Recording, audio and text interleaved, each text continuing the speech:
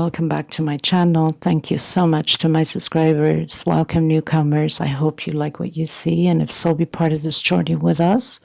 We are growing one big family. Thanks to all of yous. And I am so grateful and humbled by your beautiful comments and your uplifting messages. Thank you so much. Okay. So we're going to just touch a few things. So if the video is too fast for you, up top there's 3 little buttons. You can click there, slow down the video to the speed you'd like. Also, you can turn on your CC closed caption, and you can read whatever stitch I call out down here. Take notes, pause the video, and you take it from there. It makes it more easier for people that have a hard time to follow YouTube. I also would like to mention that I do have a crochet group on Facebook. It's a private group. I will leave the links below if you want to be part of my group. We're, a bunch of beautiful ladies. You're more than welcome as long as you have a profile. There's a lot of scammers going on to the crochet groups right now, and especially with the links that says bit or cut. Don't open those links up. Those are scammers that go through your computer, through your phone, and steal every identity possible from you. So be very careful on that. I also would like to mention, if you'd like to donate to help out the women in need for thread, please do so. Below the video, there's a little bag with a $sign. You can donate there, whatever amount you'd like. Also, in the description box, there's my PayPal account. You can donate there, whatever amount you'd like. Or if you have extra thread and extra yarn, you can contact me through Instagram message, email me. You can contact me through the Facebook group. I also have a Facebook page and TikTok. So there's so many ways you can get a hold of me if you'd like to send out the thread or the yarn to these women that are desperately in need of it. I will send you their name and their address. You're more than welcome to do that, and we're grateful and humbled by it. Thank you so much.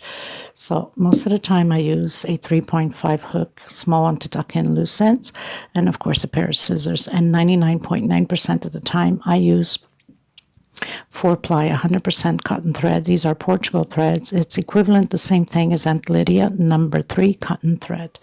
Okay, just a little tiny little bit thinner, but not by much.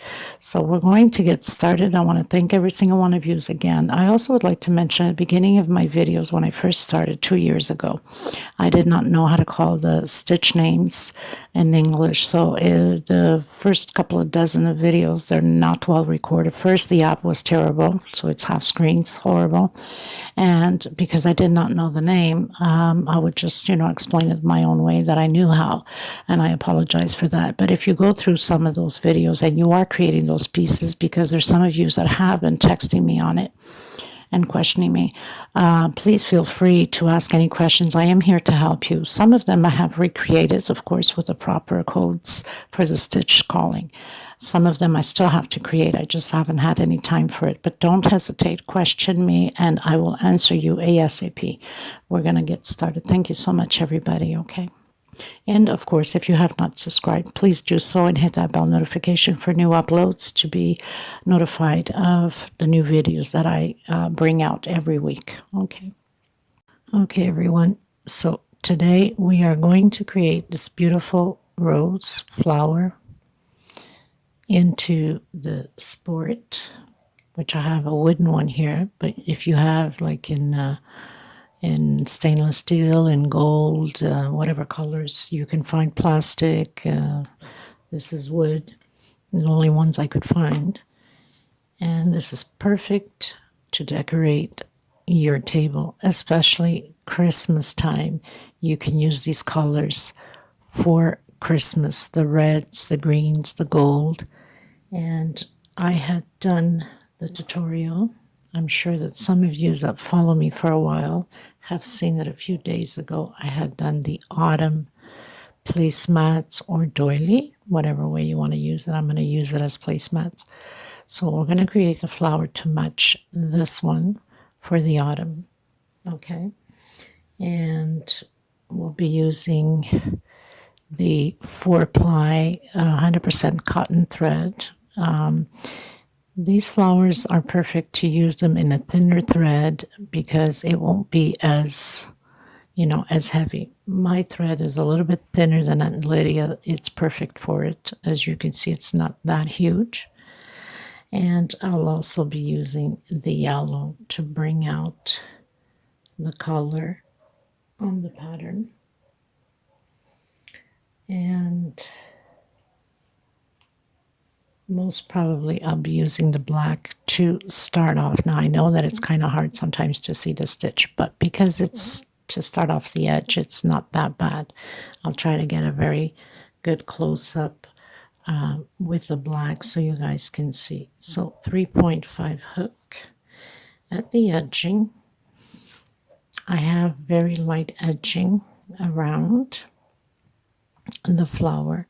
I will use the 3.0 hook so the holes won't poke through so much. This doesn't take much thread. I incorporate the 3 different colors exactly like the placemat. You can do that, or you can use 2 colors or 1 color only, and then your little edge here you can do with the golds. If you're doing the Christmas ones, you can do start off with the green and then do all your leaves red and then gold up top, which is like amazing. So this is the napkin holder, and it's all sewed into the wood. So we're going to get started. So it's going to be a very short tutorial, I'm thinking. And of course you'll need a small hook to tuck in loose ends and a pair of scissors. Please give thumbs up to the video if you like it, and if you haven't subscribed, please do so and hit that bell notification for the new uploads. Thank you so much, everybody. So the first thing you want to do is that slip stitch knot, and we're going to do 70 chain stitch. Okay, so it's going to be very easy, and I'm sure it's not hard to figure this out. It's just chain stitch 70. I'll meet you at the end. I've done my 70 chain stitch. I'm going to do 2 more. 1, 2. I'm going to come back on my third one. 1, 2, and 3 with single. Okay, so we're going to do single on each chain. Okay, all the way to the end. So just single crochet all the way to the end. So I'll meet you at the end.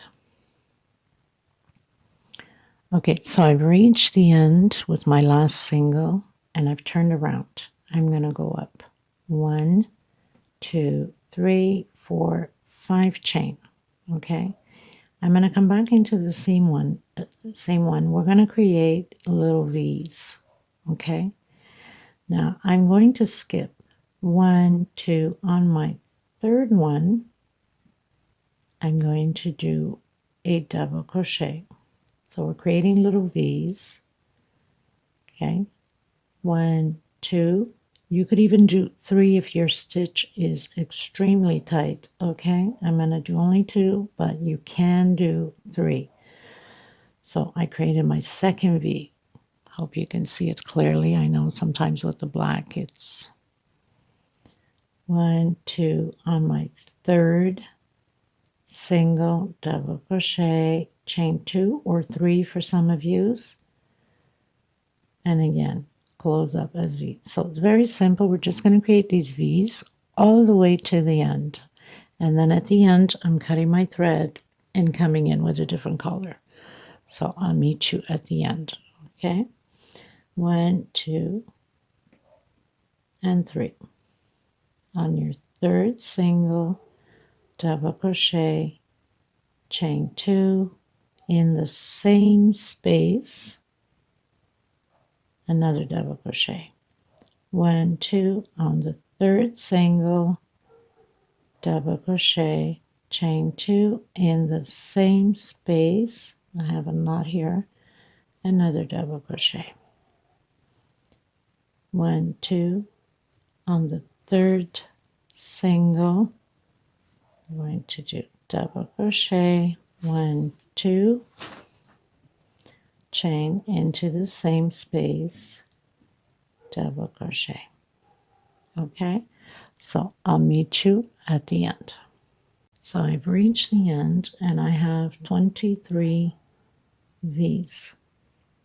Now it didn't matter if you had 22 or 24 because these are just, for the flower petals. So, it doesn't change anything in our book. If you made a mistake, if you have extra or less or whatever the case may be. Okay, so I'm just going to tuck in my loose end and I'm just going to put through the loops here because we're going to work inside of these V's to create our petals. Now remembering that this flower is perfect for any pattern, especially if you want to do like a thicker thread yarn and use it for curtain holders, it's just perfect for that too. Okay, so let's go in. I believe I'm going to go in with my yellow. I think that's what I'll do. I'll use my yellow.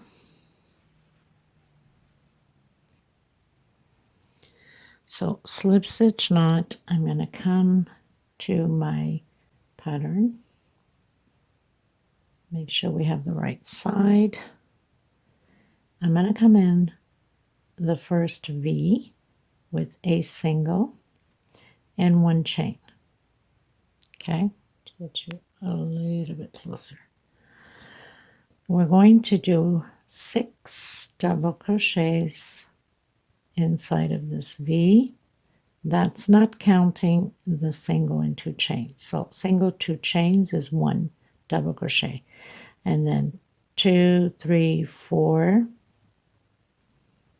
5, 6, and 7. That's counting with the single and 2 chains. 7 double crochet, 1 chain, and back in exactly how we started and a single. So we have our first petal into the next V, single, chain 2, and now your 6 more double crochet. With a single and chain 2 makes 7, and at the end we do 1 chain and 1 single, makes 8. So if you want to count it like this, single and 2 chain is 1, 2, 3, 4, 5, 6, 7, 1 chain, and 1 single. We're going to proceed this way all the way to the end, and then we're cutting our thread. So we have 3, that's with the single and 2 chain, 4, 5, 6, 7, 1 chain, 1 single is your 8. Okay, so we're going to create these petals all the way to the end, and then we're cutting our thread. Okay, everyone, so I'm coming in with my brown, and believe it or not, I was already doing it without recording, forgetting that I was recording with a single in between the these stitches up here. Okay, so we're doing slip stitch. We're not grabbing back loops. We're just slip stitching in between the top stitch up here. Okay, we're doing each space, only slip stitch. We're giving that little effect to the flower. So nothing to it, very simple. And then when we get to the end, we'll cut our thread. So I was almost halfway in my flower when I realized, oh my goodness, I have to take it down because I didn't record it. Sometimes I just get distracted, right? Still getting used to recording people, so you have to forgive me sometimes if I call out the wrong stitch or do the wrong thing. This is all new to me. Getting used to recording and talking into a camera. Imagine that. And having the camera in front of my face that I hardly see what I'm doing because I don't have a computer and my hands have to be stretched out so it can be on camera. So it's very difficult to get all these things happening at the same time. Okay, so slip stitch right in the center of all of these chains up here, right in the center. So slip stitch through it. I'll meet you at the end. Okay, everyone, so pretty much finished doing all the edging. Now I'm on my right side. Okay, so this is the back part. This is the front part. What are we going to do? We're going to start rolling, and you want to have this part here exactly even because we need to stitch this all together after. So you're going to have to keep rolling this all the way to the end, and this has to stay all even flat at the same pace, okay? You don't want to miss anything because we're going to have to stitch with our needle across back and forth on this flower so it can stay together. Okay, so I'm going to roll mine until the end. Okay, so I'm holding it together there because we want to make sure that we go right on the edge here. Now if we need to push a little bit for it to straighten out flat here on the edge, we have to keep it nice and flat and even, or you're going to miss out your stitches. Now what I'm going to do is I'm going to make a knot here so it doesn't come apart. And you have to be careful so your flower doesn't come apart, okay? Okay, so I can grab it again. Just cut a little bit of this. This is too long. Now, I'm going to come back again here because we want this to stay flat here.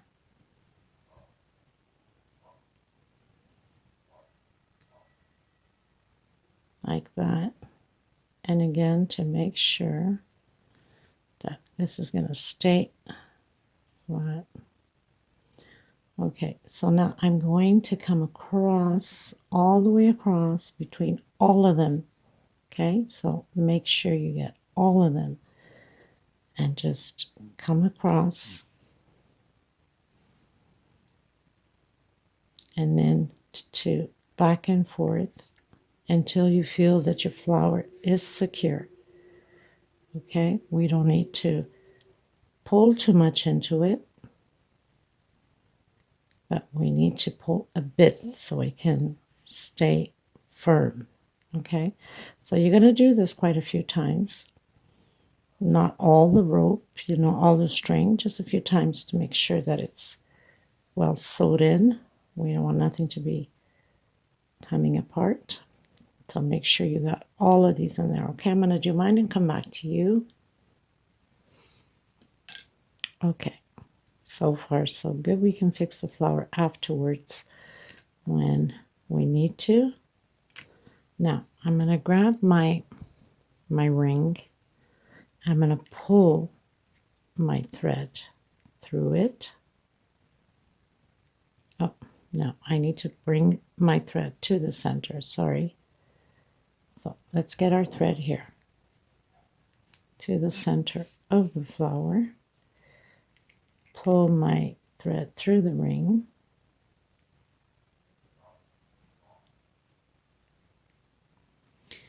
And I'm going to double it so it can stay nice and strong.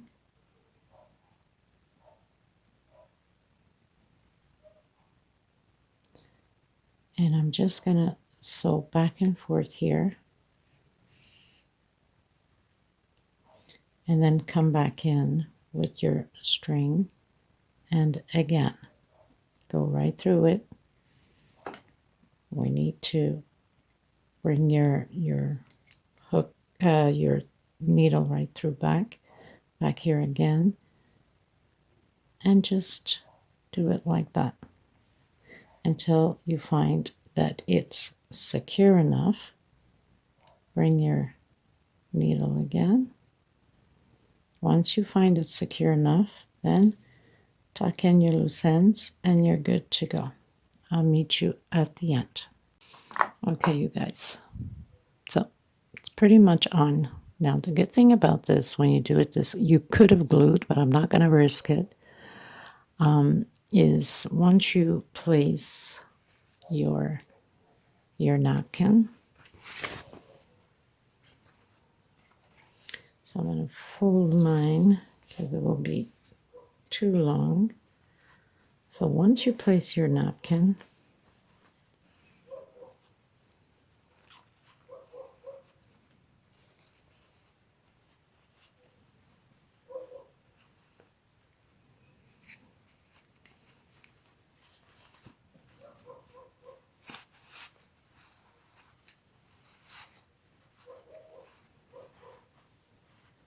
okay, so you basically would lie it down and you can have your flower to turn because it will turn on here, right?